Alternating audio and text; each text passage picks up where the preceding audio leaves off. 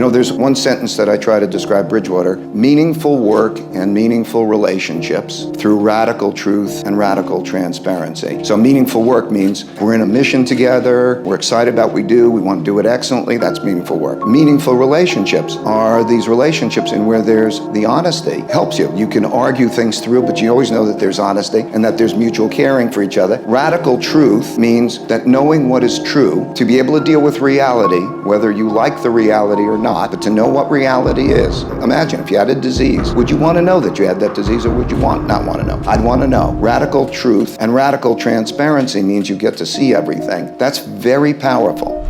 Need motivation? Watch a top 10 with Believe Nation. Hey, it's Carmichael, and I make these videos because in my first business, I was making $300 a month. I quit on my business partner, and the thing that saved me was studying the stories of super successful entrepreneurs. So I hope that this story today helps give you the motivation you need, because I still need it too myself. So today, let's learn from one of the best, Ray Dalio, and my take on his top 50 rules of success.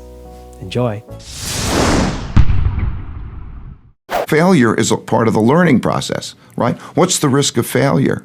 What, you'll be embarrassed, or risk of failure? How do you distinguish failure from learning?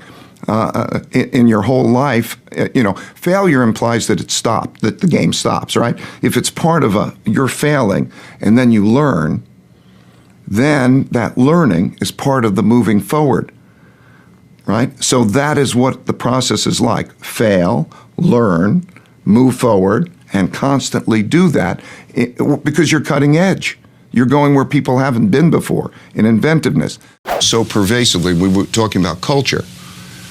It is when people disagree, and you can take thoughtful people disagree, you have then the potential of learning a lot.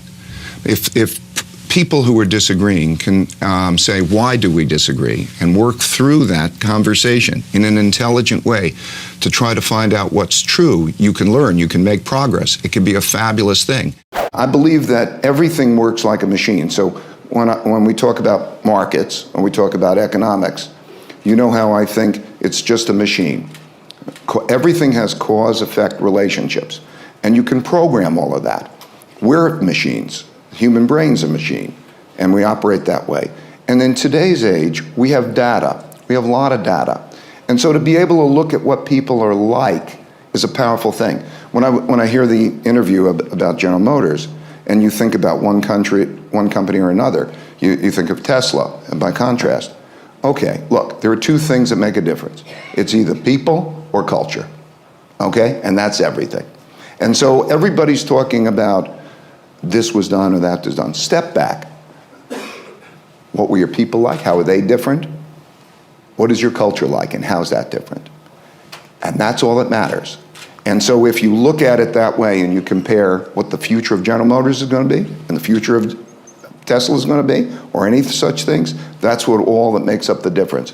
And you can put data together that shows that, and you can operate in that way, and that's what makes you effective. Also, to make sure you're actually taking action after watching this video, I've designed a special free worksheet just for this video. The worksheet will highlight all of the lessons learned in this video, as well as pull out our 3 favorite learnings and quotes that will inspire you to actually do something. The worksheet will also give you space to write down what your key takeaways are and your specific plan of action to make sure you're getting results. If you want the worksheet designed specifically for this video, absolutely for free, there's a link in the description below. Go click on it and start building the momentum in your life and your business. I'll see you there. What happens with meditation, as you know, is it's just a simple exercise that allows you first to clear your head and then brings an equanimity to everything. It eliminates the stress, it eliminates the emotion. And you do it how often?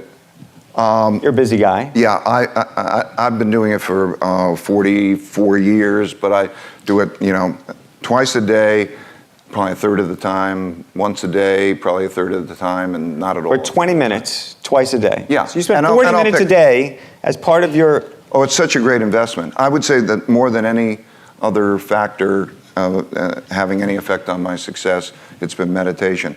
Because the equanimity and also the creativity, because it opens between literally the prefrontal cortex and the amygdala. It opens the two sides of the brains, and it allows a spontaneity, a creativity, an open-mindedness.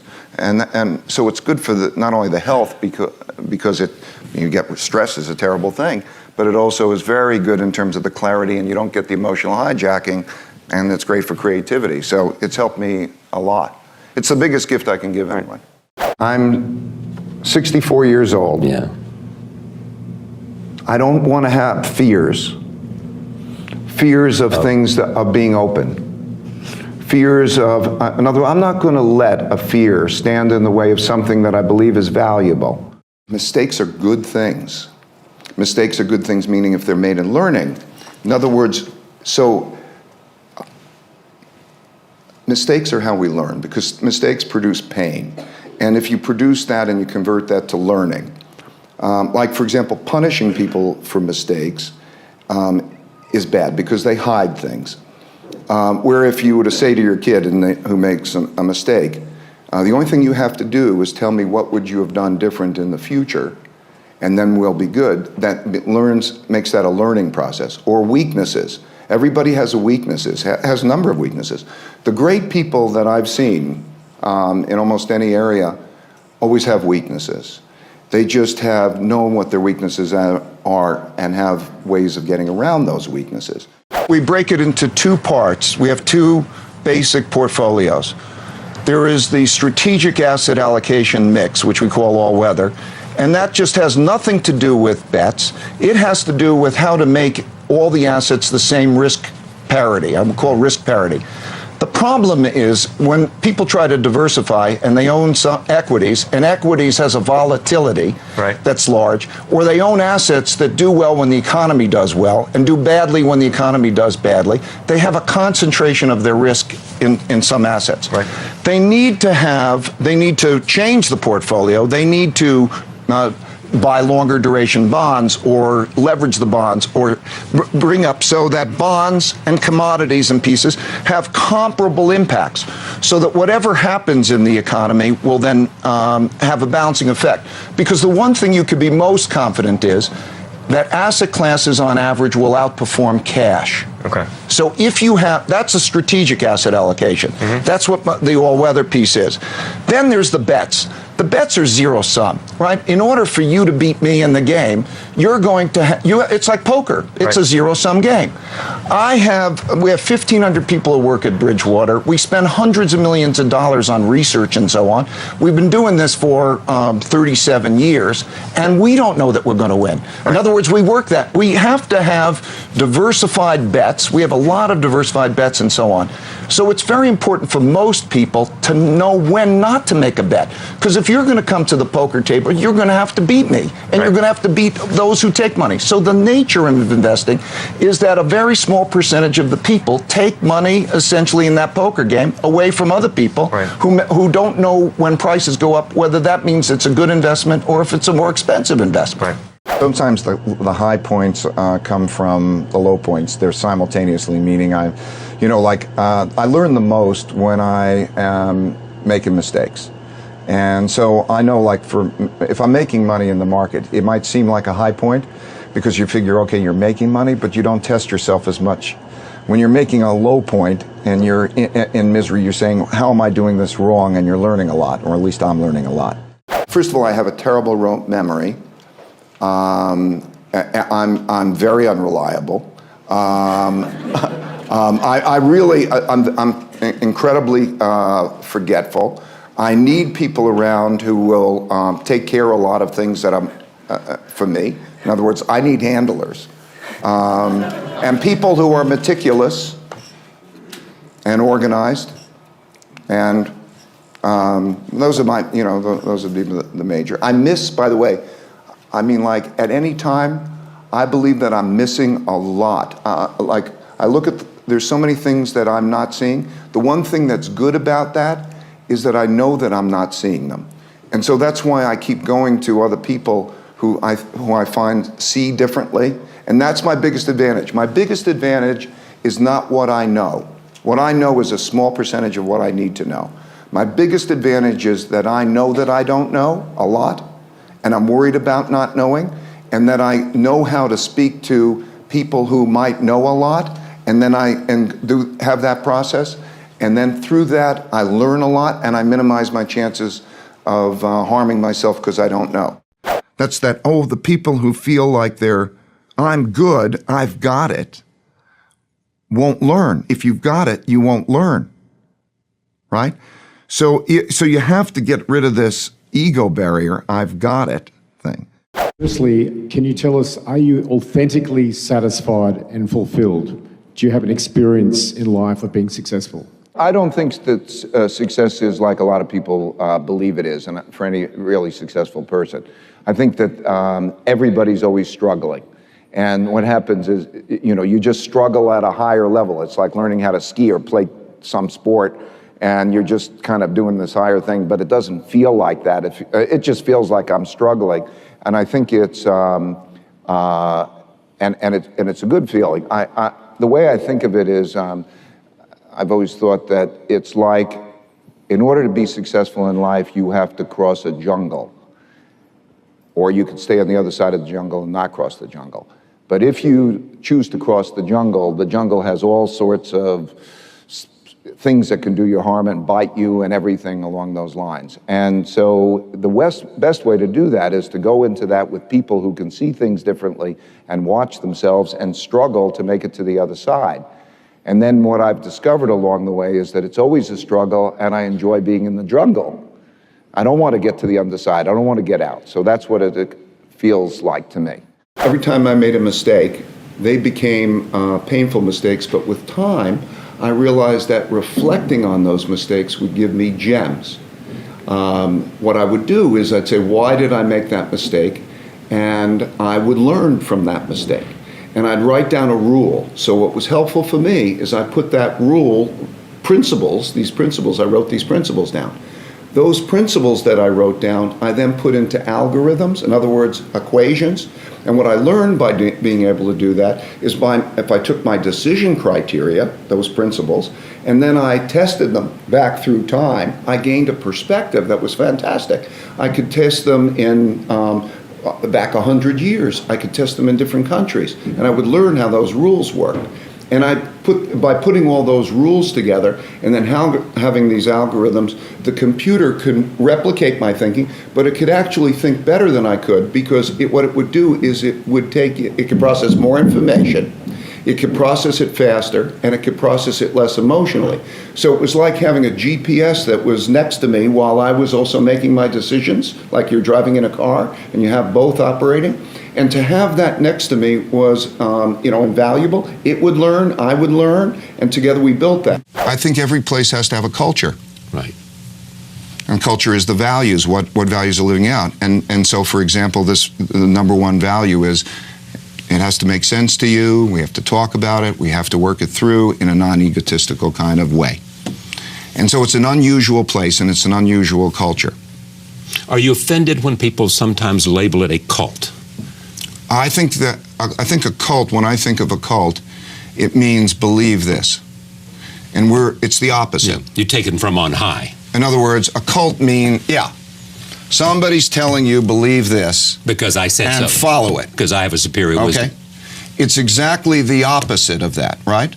The number one principle is don't believe anything, think for yourself. And now let's go through a process of what is true. Together. But we can't stop that with ego. We can't let that barrier stand in our way. So we're going to live in a culture in which we can do that. Okay? Now that's the opposite of it's a belief system. In other words, I will ask you, do you believe that we should operate this way with each other? Okay? If you want to call that a cult, I think it's the opposite of a cult. It means think, right? Speak up. Don't hide it. Don't talk behind people's backs. It's talking behind people's... And you always make a point that you know what you don't know, and that's equally valuable. More valuable. I want to say that, so this is the whole philosophy. Right. I so know that I can be wrong. Look, we all should recognize that we can be wrong.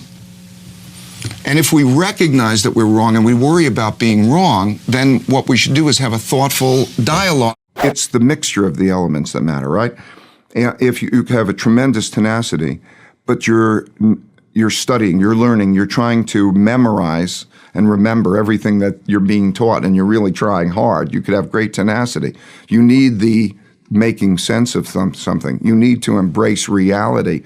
You need these other dimensions, right? So I think the things that we started to talk about just before, the things that these people have a need for, is first they need to most fundamentally make sense of things, which is a very different kind of learning process. It's a very internalized learning process. It's not a memory-based process.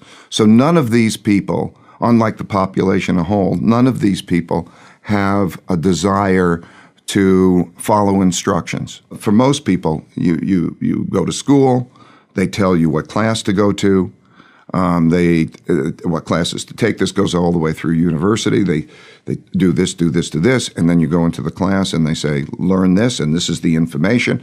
And it's largely a memory-based, instructional-based process. This is not what these people do, right? This is not. So the path, what they have is a strong desire to understand and make sense of reality. How does reality work? Your company anticipated the financial crisis, managed your clients' funds through that period. Make the argument that your culture actually has something to do with that result. Well, first of all, I think that, well, I'll tell you what the moment was like. You do our calculations, and we have a view that's very different than the rest of the world's view at that time.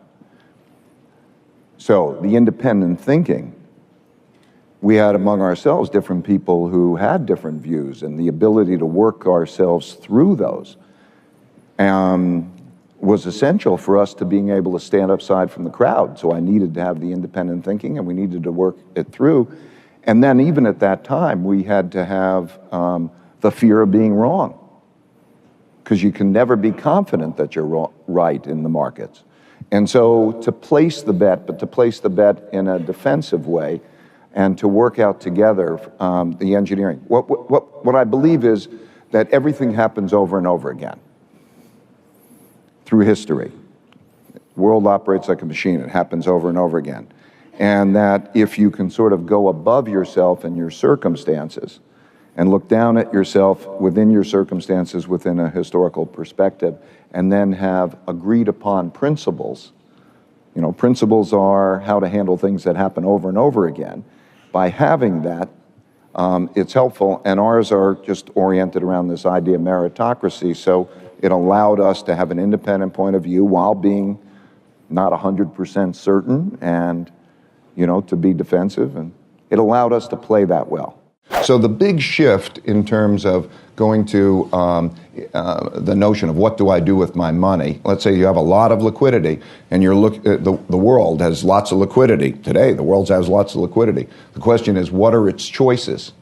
And what do those choices look like? And then you put your money. So you produce a lot of money around, a lot of liquidity, and then say, do you stop buying U.S. bonds when you have, or do you stop buying Japanese bonds when you have no interest rate and a currency risk, and so when do you stop buying? Well, it's when you have confidence in ultimately when it's driven to something else. At some point, you get a move toward inflation. If there's a move toward, like, I want to hold inflation assets, then you come into problems. Until you don't have that move to move toward inflation assets, you have a capacity for a lot of the buying there, and so the timing. Can you go to what you're like? Can you go to your mistakes? Can you go to your weaknesses? Right? Can you go to other people's mistakes and weaknesses? Some people, because of an ego barrier, can't do that.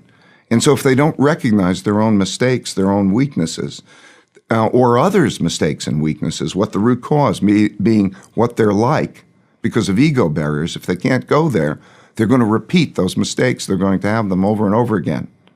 So it's the process essentially of saying at that stage, what am I like? Everybody has strengths and everybody has weaknesses. The weaknesses are the other side of the strengths. So let's say if you're a right-brained, creative person, you may not be reliable because just the way you think necessitates you to think a certain way. That means you can't think in another way. That means you're going to keep bumping into that thing that's standing in your way. But unless you can embrace, I'm not reliable, right, and deal with it, you won't get around it. It's still going to continue to be a barrier, right? So the diagnosis to the root cause is important. So then, if you diagnose it, then you have to design what are you going to do about it that works. So let's say you are very creative but not reliable. Okay, you have to find a means of, first of all, embracing that, and then saying, if I'm not reliable, what do I do? Do I work with a reliable person? Do I learn reliability? Do I have some compensating mechanism? Because I can't let that lack of reliability stand in the way of my goal. As long as I keep doing that, I'm going to keep running into problems. So you have to design what you do about the problems. And then when you're designing what you do about the problems, then you have to follow it through. So you have to follow through or do the thing you designed. And the doing the thing you designed requires self-discipline and so on. So people have to do those things in order to be successful, right? They have to know what their goals are. They will encounter their problems. They have to diagnose those problems down to the root cause, the real root cause. They have to design ways to get around them. And then they have to have the self-discipline to follow that. And it's a continuous iterative process. So that's what we keep doing, right? So you're going in that direction. I would say that all of the shapers are doing that. They're doing that well, right? So they don't mind the problems. They don't mind that. I think it's very important to know what people are like. Yet most organizations don't want to go there. By knowing what people are like and having them part of the process of knowing what they're like, there's better understanding, better communication, and also, of course, you can make better teams because nobody has all that's needed to be successful. We need each other to play different roles, and the ability to do that by knowing what people are like is enhanced. You have no idea how you all see things differently. That there's a thinking spectrum. Some people are creative and not reliable. Some people are reliable and not creative. And as you start to give people personality tests like Myers-Briggs or the Big Five or different personality tests, you start to learn how people see things differently. And then when you see them differently, and that screen pops up where rather than just seeing how you see it, you go above that and you're seeing that everybody is seeing things differently, it changes how you see things. Because it starts to make you think, how do I know I'm not the wrong one? In other words, as you go above it and you look down on all those different ways of seeing, you start to think, how do I know I'm not the wrong one? And how do I collectively see? And you see in a color range, it's like seeing in a different color range or going from 2 dimensions to 3 dimensions. All of a sudden you see the full spectrum of seeing things. And then you go to the higher level, and we have systems that go through the computers that go to the higher level that say then, how do we weigh all those ways of seeing to make the best decisions? So you don't get so attached to your opinions. I think the greatest tragedy of mankind is people holding on to wrong opinions that could so easily be rectified, and that's doing them harm because they're making wrong decisions. So how do you collectively do that? Well, the answer is by everybody seeing everything and seeing how others see, they begin to gain those perspectives. They also get to get an appreciation for the other way of seeing. It used to be that everybody would drive each other crazy. Your brain works in one way, my brain works in another. Maybe I see big picture, you see detail. Right. Maybe I'm creative, maybe you're reliable. We drive each other crazy.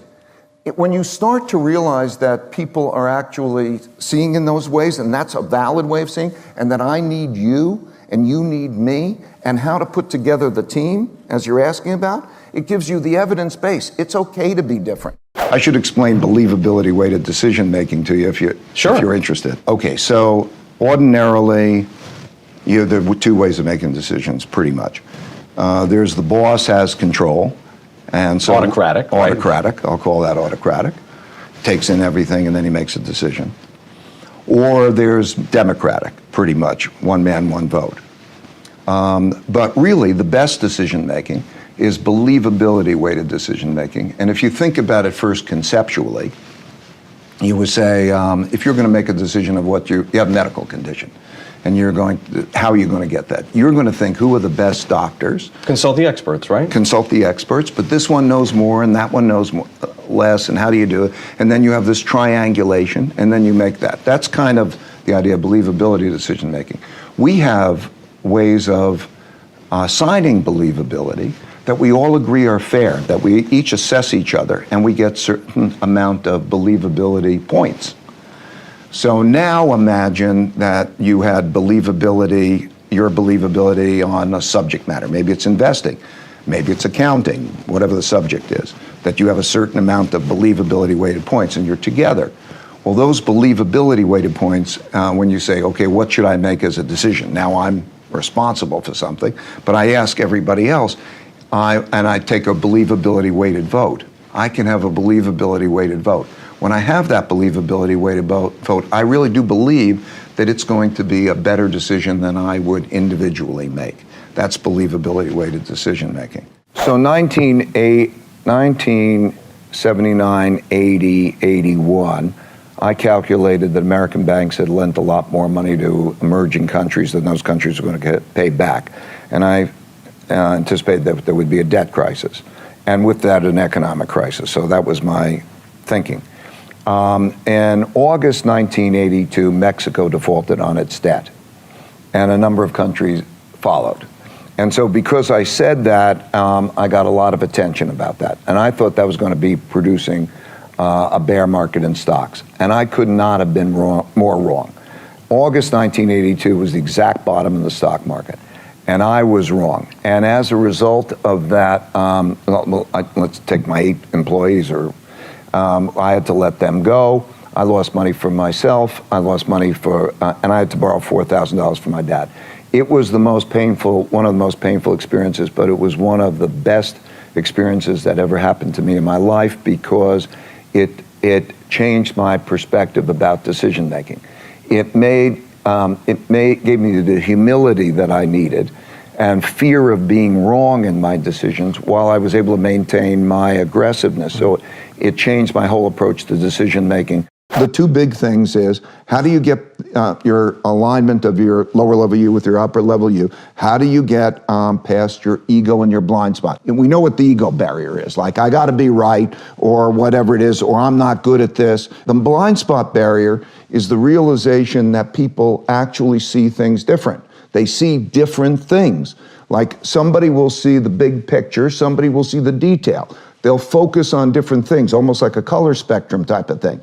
And if you realize that you will see a part of that spectrum and other people will see the other part of the spectrum, and so that you really need to, when you go above yourself, you really need to orchestrate all those ways of seeing, because you are not just one of those people that's got to do it yourself. Your way of being the success is to go above it and be the orchestrator and know what you're good at and what you're not good at. So it's almost like if you want your life to be successful, you will not let yourself do certain things because you're just no good at them. Once you get that picture down, then you can find the paths wherever the paths are. You're open-minded because now you've given up your ego barrier and your blind spot barrier. Knowing how to diversify well is more important than almost anything. People don't understand this. Is that an evergreen principle, you think? Yes, that's an evergreen principle. Interesting. And the reason I'm saying that, the way it is, it's almost like a casino making its money. Okay. The way that you do it is you get an edge. So now when you have to make a bet, I've got to bet against the whole world. The world has a view on something is reflected in the price. So when I think something is attractive or unattractive, that means I have to bet against the whole world and whether that's right or not. That's difficult. I get it right, more often than I get it wrong, but I'm going to get it wrong sometimes. And so when you can take a lot of different bets, what you can do is, like the casino, you'll get your average that your bet would be, but you'll reduce your risk of one of those tables not being the table that's paying off. And so that margin, so I can reduce my risk without reducing my return by knowing how to diversify. This is the biggest message that I think that I would get across, that I'm trying to convey in principles and so on, is that so many people have opinions in their heads that might be wrong, and they're too attached to them. And if you know how to operate with a certain amount of uncertainty and stress test your opinions in a different way, you get away from your ego, get away from all that, you can learn a lot about raising your probabilities of being right. So what it made me want to do is find the smartest people I could find who disagreed with me, and then I could have conversations with them. Meditation is the biggest gift that I can give anyone. And I would say more than anything, it is whatever reason for success I've had. Because it allows one, back to the two U's, I'll clarify. What I mean is that in your mind, we think, what do you want? And the reality is, when you look at the neuroscience and psychology, that there are different parts of your brain that want different things. And so in the simplest sense, there is the logical part of your brain that you're conscious of. It's called the conscious. And you think you're being logical and you want to make those decisions. And then there's the subliminal, below the limbic system, part of the brain, which is the emotional, and it's not as conscious to you, but it has more of an influence on you than really the logical one. And so they're not aligned. And so when you're experiencing that pain, or let's say the ego, right, there were two main things. You got an ego barrier and a blind spot barrier. If you can get past your ego barrier and you get past your blind spot barrier, you can accomplish anything, because you'll also know that you don't have to do everything, you don't have to figure it out yourself. You can take in from other people the different ways to approach things in the best possible way. And so the realization that we all are really struggling with ourselves, and to think which is in control.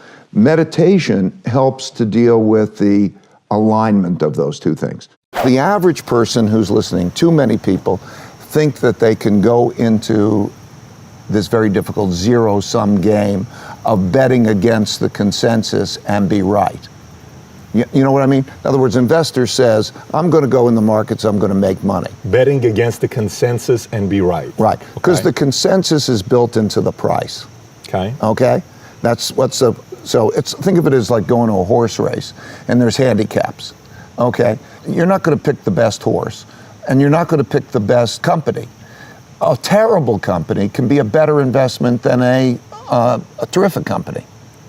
A terrible company could be a better investment, just like the terrible horse can be a better investment, because the odds that are changing, like you go into that and that becomes the long shot.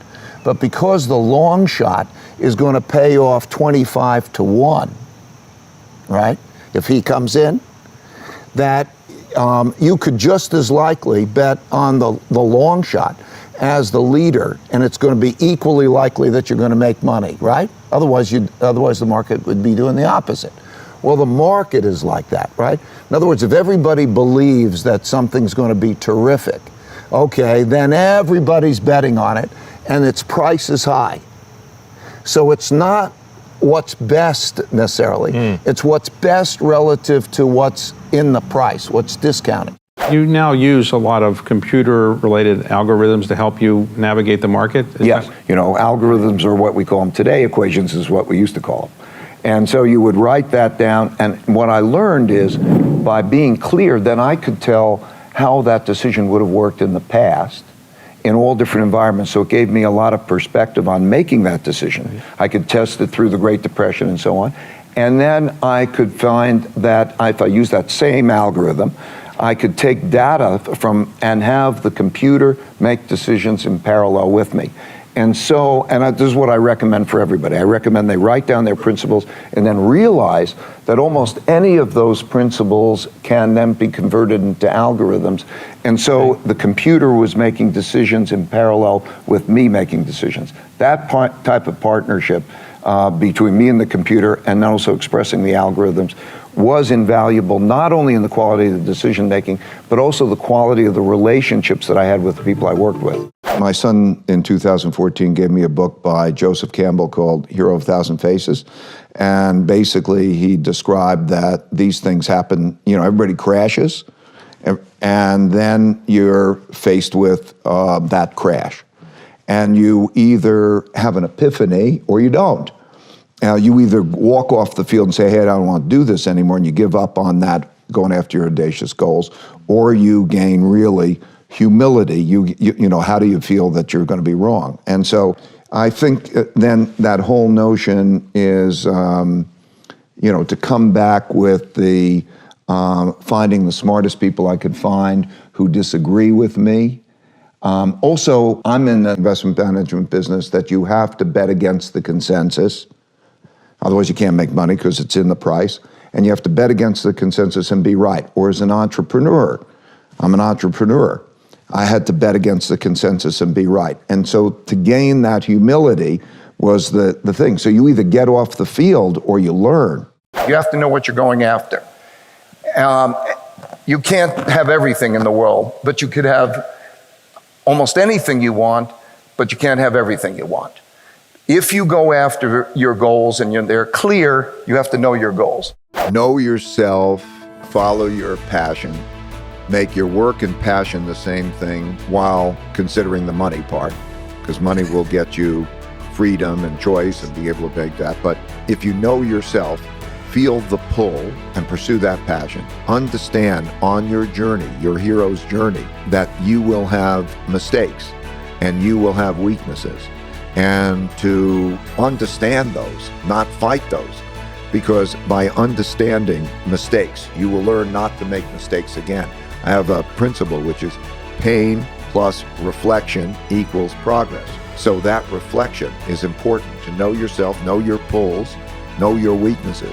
And when you also know your weaknesses and the strengths of other people, there are people who have strengths where you're weak and you have strengths where they're weak.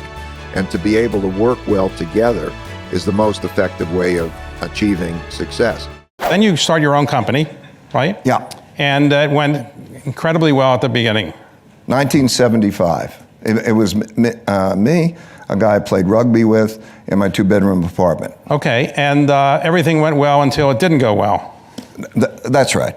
And did you then have to go borrow money from your father? Yeah, yes. So what happened was, it was a very small company, just a handful of people, and I loved to trade the markets, and we did it for institutions. And then in 1979, 80, 81, I calculated that that the American banks had lent more money to foreign countries than the countries were going to get paid back. And I had its controversial view that the world, is going to be a big debt crisis. And Mexico defaulted in 1982. So very interesting, 1982. And when they defaulted, I got a lot of attention, and I thought we were going to have a terrible economic set of circumstances. And I could not have been more wrong. It was exactly the opposite. In August, when they defaulted and other countries started to default, it was the exact bottom in the stock market. And so I had to let off everybody, and I was down to me, and I said to myself, well, am I going to have to put on a tie and go take the train in and go to Wall Street and so on? I couldn't bring myself to do that. And I was so broke that I had to borrow $4,000 from my dad to pay the bills. And this was the best thing that ever happened to me. I mean, painful, but it was one of the best things that ever happened to me because it gave me the humility I needed to balance with my audacity.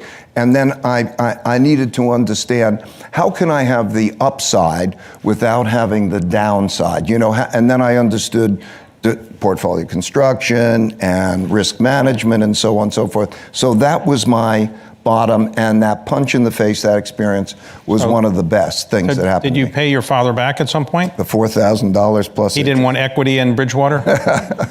He didn't ask for that? No, I think he was smarter than that. I think the key is to think of reality as you're given. Reality is reality. And think of it as working like a machine. There are cause-effect relationships that make the realities around you. Okay, now, if you go above yourself and you look at that, how does that machine work? And then, how do I interact with that machine to get what I want? And you do that with an equanimity. Meditation also helped me a lot. Yes. I learned to meditate many years ago. If you have equanimity and you look at it above and you look at it with curiosity and you say, oh, I must not be interacting well with my reality, and how do I change it and how does it work? It's a very powerful way of approaching life. If I'm making a decision that after I make the decision usually, or right at the time, if I pause and reflect and I write my principle down, in other words, principle is sort of a recipe. What would I use how would I make that decision, and what are the criteria around it? I find that I make it much more clear, it becomes clearer, and it applies to the next thing that comes along. It'll be that way because everything happens over and over and over again. And I think people make the mistake of looking at just the one like it's the first one. They have, they have the first problem of this sort, or the first child, or whatever it is. And this has been happening plenty of times. And so if you have the principles, I found that helped me think more clearly about it. And it helped me communicate better, like why. And so over the years, over the last 30 years or so, that's what I've done. I did it originally to communicate very well with the people I work with. I set up my company, and it was very important to have good communication. And then we could debate the principles. And so that's the process. I urge people to do that. There are many excellent decision makers, and I just wish that they wrote down their principles when this sets. So, for example, we'll be talking about Henry Kissinger, and his new book is going to come out with a book on leadership. And don't just describe the leaders, describe then what about them were the essential elements to make a good leader under what circumstances. And so if we think about that, then you begin to think in a principled way. And then when you start to think in a principled way, life becomes, it's so much easier to make decisions, and it's so much less confusing, because it's like coming up on a species and you say, okay, well, what species is it? Not just another, it's a thing. No, what species is it? And how do I deal with that species effectively? And so that's what that is. And so I encourage people to write it down. I wish anybody who's successful wrote down their principles or their recipes for making those types of decisions. In 1968, the Beatles went to India and they meditated. And then I heard about it. And then in 1969, in New York, you can bring some flowers and you could do that, and you could learn how to meditate. And wow, I recommend, it's the best gift I can give. You do it every day or every? Almost, yeah. I try to do it every day. I try to do it about twice a day. And if I could take a second to describe it, what it is it frees your mind of thought. And it takes you from a conscious state into your subconscious. And your subconscious is where creativity comes from, and equanimity and all of that. Like if you're calm and great ideas come to you. And when you have that equanimity, then as you're approaching everything, things are just the way they are, and you have to deal with them. And it's a little like being, in the ninja movies, it's a little bit like being the ninja, and everything seems slower and you can handle it better. And you align your subconscious, which is where the emotions and also inspirations come from, with your conscious mind. And when they're aligned and you have that equanimity, it's a great thing. I think, first of all, one has to know their nature. You might have to discover it. But your nature means, do you have a sense of adventure? Do you seek security? Are you an extrovert, an introvert? Those types of things. So personal discovery is important. I think that who you're with and where you are is more important than what you do. Because in the early phase of that second phase, it's total discovery. So it's experimentation. You know, you went to India for 3 years, right? Yes. And that, but if you have that sense of adventure, to let go, you can discover. That's your opportunity. But discover yourself as well as to discover what the choices are like. And then as you move later into that, you'll feel the pulls. And to feel never trapped. We were talking just before we began that so many people say, I can't be that way because my job won't allow it, which is a silly concept, because you have the freedom of those choices, even when you have constraining situations. So I think that's the life arc. Enjoy this wide open choice. You can be anywhere in the world. You can do almost anything. Let go, experiment, and then move on. To give the knowledge, teach a man how to fish is better than to give him a fish. I mean, I think you can give them both. You can give education and you can, but ability, the capacity to be productive, because, if I can give you the capacity to go out in the world, it's like go into a jungle. I give you a knife and can you live in the jungle? Okay. If I give you that capacity, that's the best thing I can give you. That's why I wrote the book and, pass it on. I wrote those principles over years and I wrote them down, and that's what I want to pass along. That's the most important thing. Yeah. But if you've got money, you can help people a lot in a lot of different ways, which is thrilling. What would you say then are the three greatest skills that people that aren't financially abundant or that are struggling financially should learn to master in order to be in a better position financially? 3 skills, what would you say they should learn? Well, as I said before, I remember watching the movie, I was young, David Copperfield with W.C. Fields, and he speaks to David Copperfield, and he said something like, and I'll put it in dollar terms, you earn $100 and you spend $105, that's misery. If you earn $100 and you spend $95, you'll have a good life. I mean, it wasn't exactly like that, but it was, but basically, I know so many people who don't earn much, but are there. Because if you start to think about what it is that it costs you to live in terms of, let's say, the basics, give me a bed to sleep in, give me the food, let me be educated, and so on and so forth. I think most people can get themselves in a position where, they're net positive. Mm-hmm. So if you can be net positive and you could do that, that's number one, as I carry that. So that's number one. Then I guess it was the list that we went to. The second is, what do you do next in terms of what do you need? What do you invest in? Mm-hmm. And then, going beyond it. And then avoid the following mistake, the most common mistake of investing, thinking that the investment that did good is a good investment. People rather more expensive. The things that quite often, those markets that did really, really well became more expensive, and everybody, smart money, is all the time comparing them and competing. So what happens is the naive money buys the thing that was hot or is hot. The thing that has been terrible, which might be the thing that's beaten down.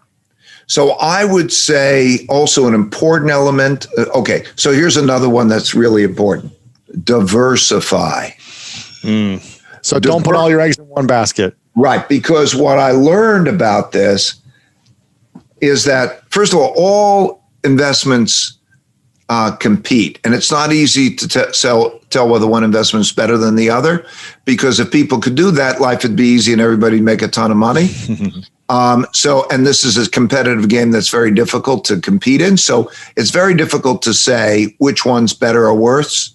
You could take experts and you could and do all sorts of tests, and you'll find out that they can pick that, and you can't tell whether the worst ones are going to be better. So because of that, you understand that even picking the best ones is difficult, and particularly if you're naive.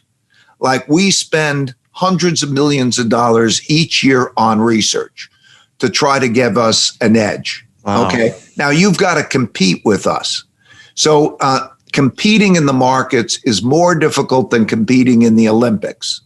You wouldn't go think I'm going to compete in the Olympics, but there are more people who try harder in order to do that. So it's a zero-sum game.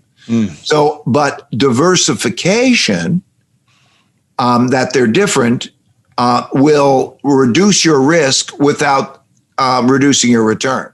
Yeah. So if you know how to diversify well, so that's critical. So I would say, again, get your savings right. And the reasons I would say, have great humility about what you don't know. Don't buy the thing that was hot. Don't just because you think it's hot. And then know how to diversify well. Those would be the most important things I could convey. Know your goals. Know what you're going after. You could have almost anything you want, but you can't have everything you want. And so you have to prioritize, and you move in that direction. On the way to your goals, you're going to encounter your problems and your obstacles. So step 2 is understanding your problems and your obstacles, identify them. Step 3 is to diagnose them to get at the root cause of the problem. And that could be many root causes, but it could also be your weaknesses or weaknesses of others, but you have to be objective about them. Once you diagnose them, then you go to step 4, which is to design a way to get around them. And then after you have that design, you implement that design. So you have to follow through and do it. And you do that, and that will then produce its new results, which should be better results. I call this kind of the looping process. It's the evolutionary looping process. And you just keep doing that, and you learn over a period of time, and you move in the direction that you want. There were 3 things that happened in my lifetime that are happening now that didn't happen in my lifetime before, and that I needed to study. And that was an enormous amount of creation of debt and the monetization of that in a financial piece. The second is the internal conflict, populism of the right and the left, and with wealth gaps and so on, that I like to measure things, that you'd have to go back to 1900 to see those degrees of conflict, which I think are a threat to our system and a democracy and could produce a civil war type of situation. Right. And third, the rise of a great power to challenge an existing great power in the existing world order. Now, those 3 things in their degrees individually, but also collectively, last time they happened was 1930 to 45 period. And so what I needed to do was to understand those patterns and those things, and I took it into it. And so what I'm hoping to show is simply the mechanics of it in a lot of, and then explain why it appears that we are at an important juncture.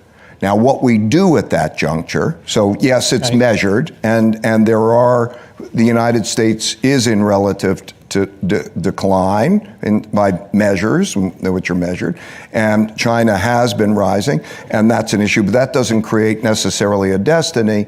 It creates a situation which I hope we can explore. We'll go through that. I want to distinguish, there's big differences in opportunities. Yes.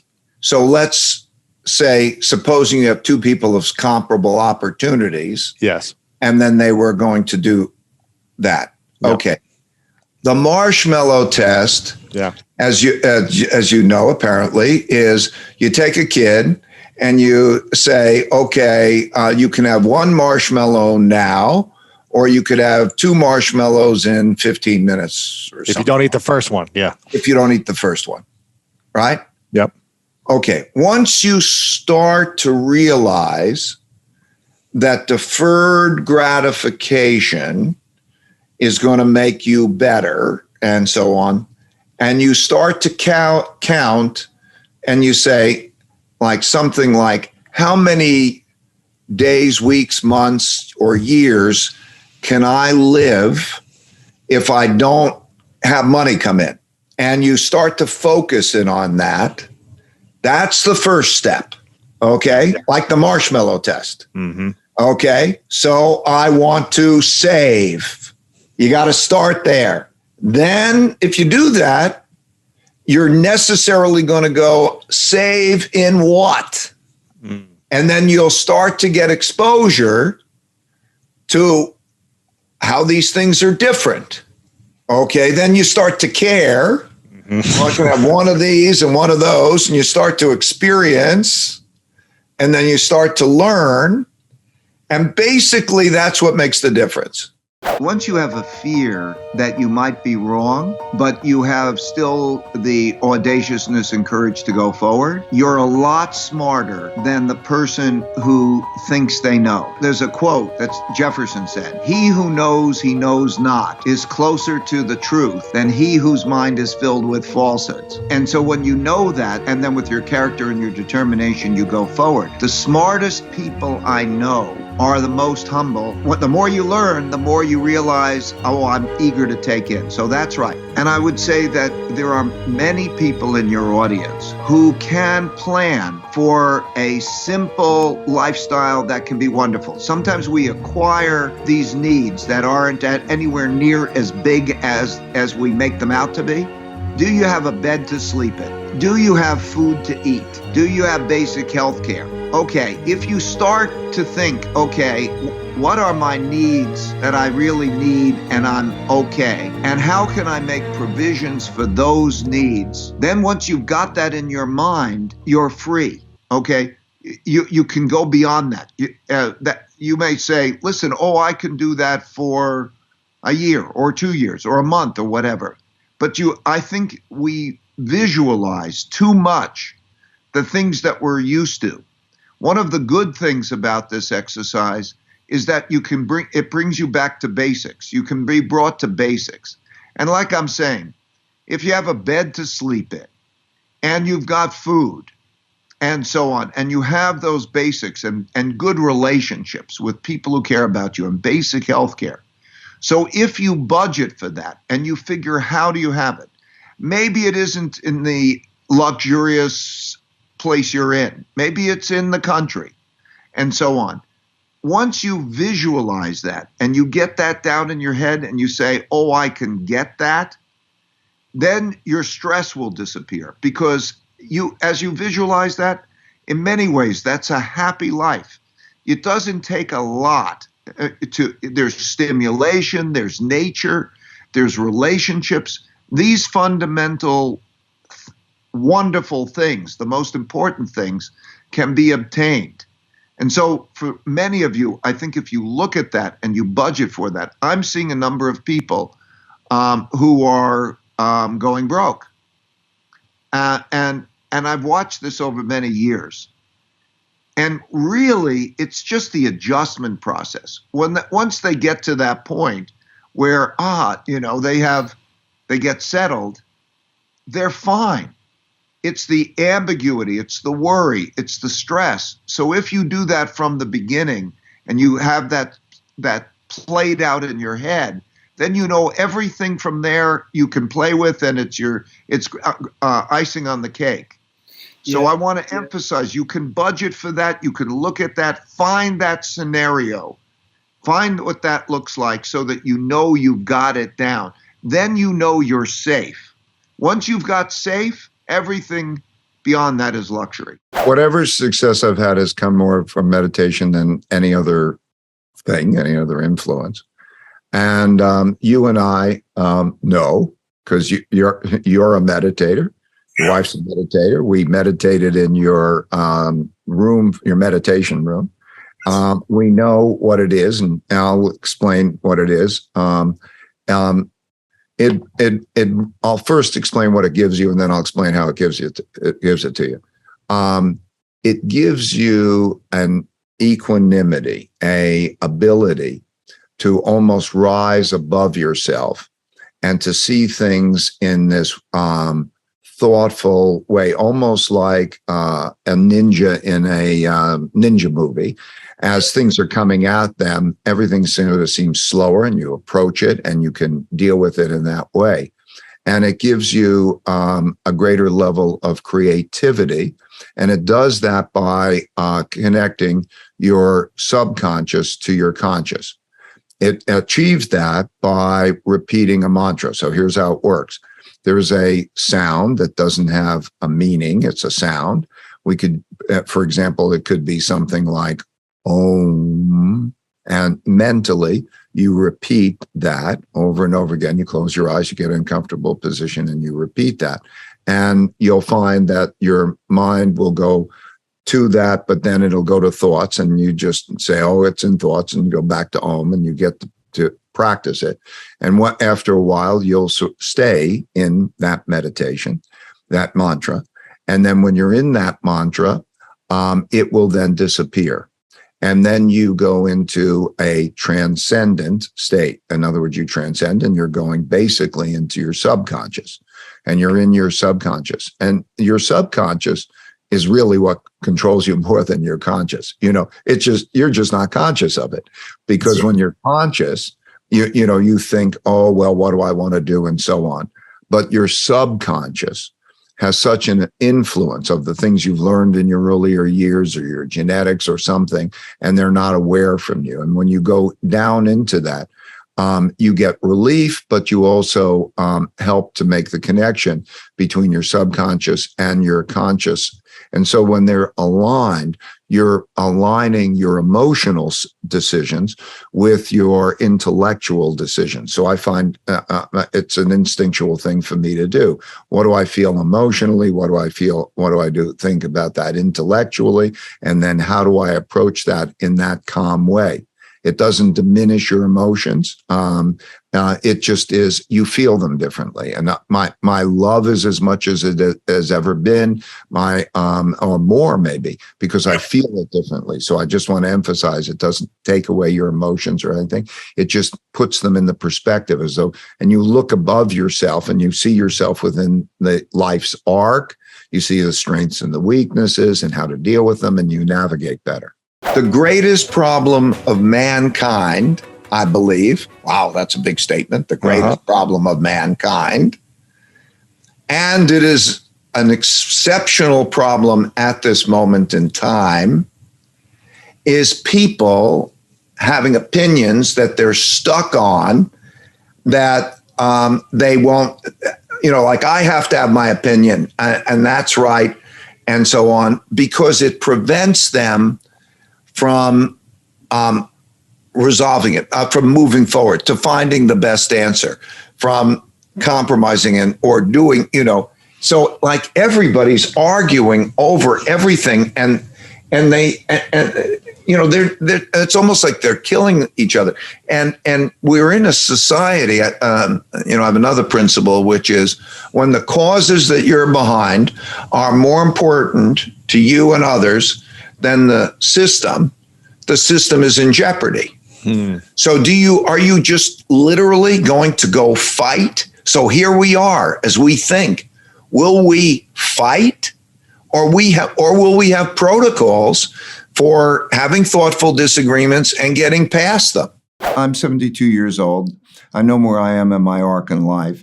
The country has been a tremendous blessing. I've lived the American dream. I know what it's like, and I know what my role is at 72 years old. And what is that? Is to pass along whatever I have that's of value to others.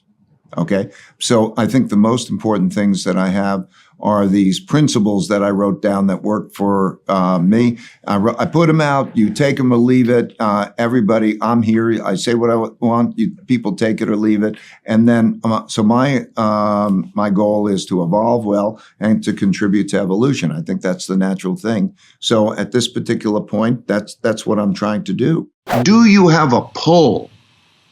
Okay, what's your pull? So it's all in questions, I think. It's all in a journey. Life is in a journey, an adventure. That's what I'm trying to say in principles for success.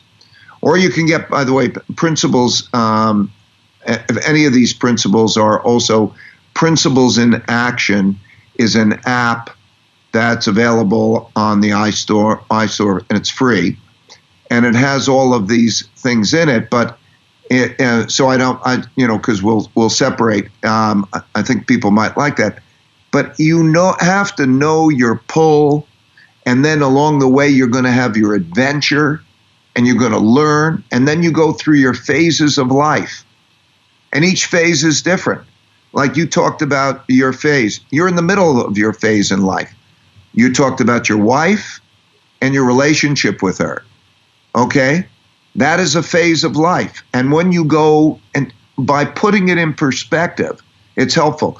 In the back of that book, Principles for Success, there's a life arc chart. And if you know where you are on that life arc, and you know what the next 10 years is typically like, and you know what the people you care about are on their life arcs, you can almost know what's coming at you, and then you could start to think about it. So it's at that level of knowing yourself and knowing how these things happen over and over again that you can achieve your path. Don't be surprised. Most life is the same things that happen over and over again. You're born, you probably have parents to take care of you. Maybe you have one, maybe you have two, but somebody does.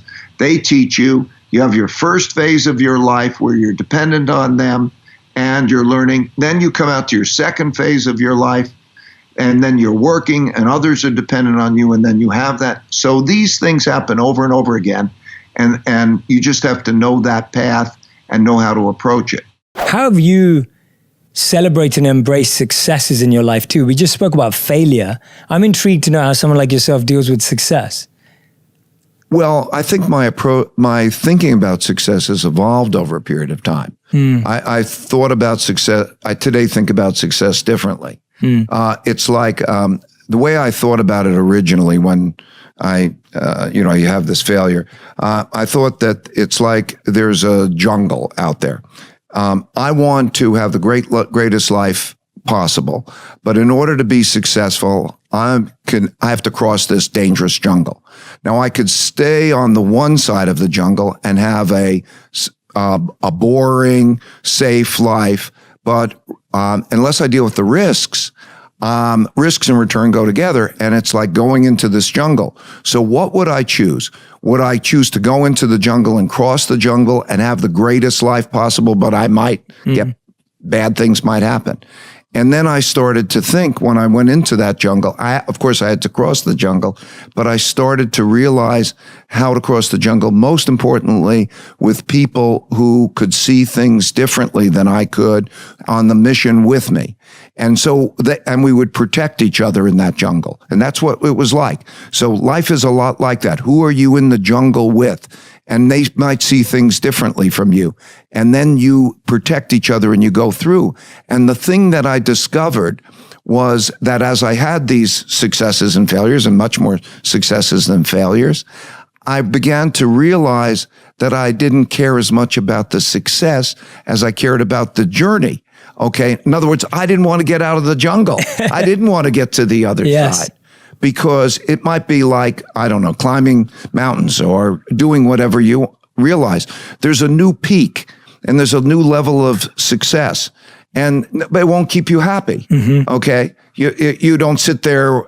You want to go on. Yes. And it is the ups and downs of that journey and the striving into becoming better that becomes the new definition of success. And so I started to see my life in this life arc way with my preferences changing, because your preferences naturally change as one has kids and as they start to think. I mean, everybody that you're dealing with is going through a life arc. If you think about who are the people you love, what is your relationship with your parents? What are your relationship? Do you have children? They will have a life arc. And as you go through that life arc and you see those things changing, then you start to realize that operating consistent with that life arc and on that journey to evolve well, is what success is. It's not the money. It's like money loses its marginal utility very quickly, right? If you studies of happiness, there's a Harvard professor, many professors, I suppose, and they tell you the same thing in terms of studying happiness around the world. There's very little correlation between how much money you have and the level of happiness past the basic subsistence level. The element that there's the highest correlation with is an element of community, who you're with. So it's this meaningful work. Are you on a mission? And meaningful relationships through a life arc that evolves. So that's it. My definition of success is more like evolving well and contributing to evolution. I admire so many people. I think one of the problems we have today is we don't have heroes. We don't have role models and heroes because so many people are interested in tearing down people. Yeah. I don't know how we got to that, but it's true. I think the internet helped and social media helped. We need more. There are so many great people, role models who could be role models.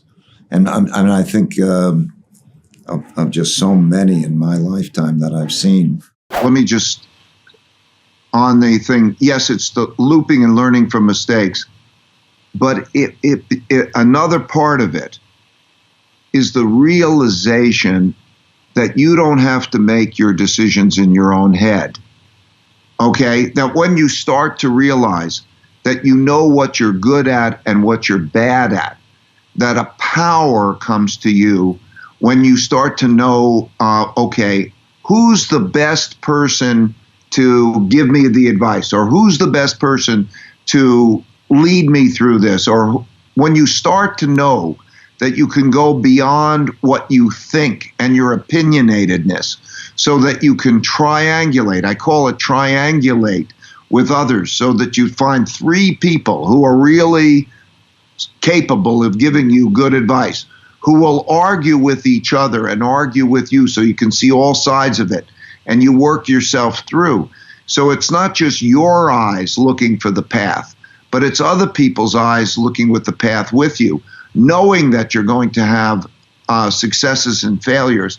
But that power of that collective learning and triangulate well with humbleness is a great power as you go through that cycle. I mentioned that you believe in the Socratic dialogue and also sort of radical transparency, which is the stress testing of. Yeah, the culture of Bridgewater that I learned from these experiences is, I'll say it in one sentence, an idea meritocracy in which the goals are meaningful work and meaningful relationships through radical truthfulness and radical transparency. So I want the best ideas to win out. That's the idea of meritocracy, wherever they come from. I believe in meaningful work and meaningful relationships reinforcing each other, that they're the greatest reward. And if you have that together, then you're going to be more successful. If you're on a mission, that's the work you're on, then you're on a mission together and you have that tight relationship. That's a great power, but it's through that mutual generosity and caring. And that you have to do that through radical truthfulness and radical transparency. Radical truthfulness, I mean, first of all, you got to find out what's true. It's the foundation of anything. So you have to be able to talk about anything and get to truth. Truth might be what your weaknesses are as well as what your successes are. So it has that truthfulness and that idea meritocracy to figure it out and do it together. Those are very powerful things. Yes, I learned that. The issues that we're dealing with, like one of the things that we're trying to do, my wife does this 6 days a week, is in various ways try to get programs and things that get high school kids in 8th and 9th grade to get them through high school and into work in the state of Connecticut. Okay. I'll give you a statistic. The state of Connecticut is one of the richest states on average, but has a big wealth gap. 22% of the high school students are either disengaged or disconnected. Disengaged means the absentee rate is greater than 25% and they're failing classes. And disconnected means that they don't know where they are because they've dropped out of school. In other words, more than 1 in 5 students, high school is failing. And so, and they're failing high school. And the budget issues are a problem. I live in Greenwich, Connecticut, and it's a rich town. The average per student for public high school is $24,000. You go up the hill and 15 minutes away, and it's Bridgewater, Connecticut. It's a poor town, and it's $14,000 a student. They need more money because there's hunger, there's bad conditions. They need more money than Greenwich, Connecticut, and yet they're getting significantly less. So what's the natural consequence of that? The parents who are raised under these very impossible, the kids become parents, and they're raised under these circumstances. And what is their community and what is their income? Their community is the gangs, because that's their community. That's the one they can relate to. And everybody needs a community. And what is their income? It's crime in one form or another. And there are gangs and shootings all the time. And we're in a situation where, of course, that creates not only the crime costs, but it also creates high incarceration costs. The state pays $600 million a year for incarceration. So you create a cycle. In order to break that cycle, you need everything from early childhood education all the way through that. Yeah, and that has to make an improvement. Yeah, and that's why I say you might even need reforms to the Constitution, because the state education is a state issue. And in the states, they tend to make it a tax district issue. And so there's no way that you're going to get that. Now, the cost of that bad education is immense for the country because not only is it unfair, but also you don't know where the talent is going to come from. Throughout history, you find that the most talented people can come from anywhere. And there's only basic things you need to have. What I had when I was growing up, I was very lucky. I had 2 parents who cared for me. They were good guidance. I went to a public school, and I came out to a country of equal opportunity. So I could work hard, and that was it. And we need to, I think, in one way or another, establish that there's a bottom that nobody can go below, and to realize that those are good investments. The same is true for infrastructure. There's no inadequate infrastructure. My generation has given the next generation a lot of debt, a broken down education system, and a broken down infrastructure. So that's going to require a lot. So my general reaction is philanthropy is woefully inadequate. I'm a dumb and anything that I haven't done You're saying like you have to. No, I'm a dumb Oh, you're a dumb In other words, that what I mean is that any success I've had in my life has been more due to my knowing how to deal with what I don't know than due to anything I know.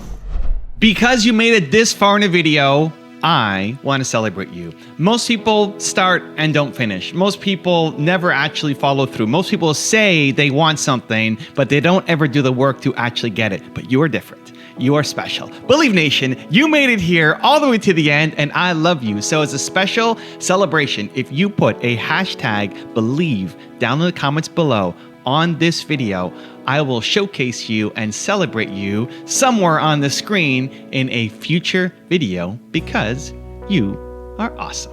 For 50 more amazing rules from Warren Buffett, check the video right there next to me. I think you'll love it. Continue to believe, and I'll see you there. To make $10 a week more doing something that you don't feel good about compared to something you'd feel good about, make the change.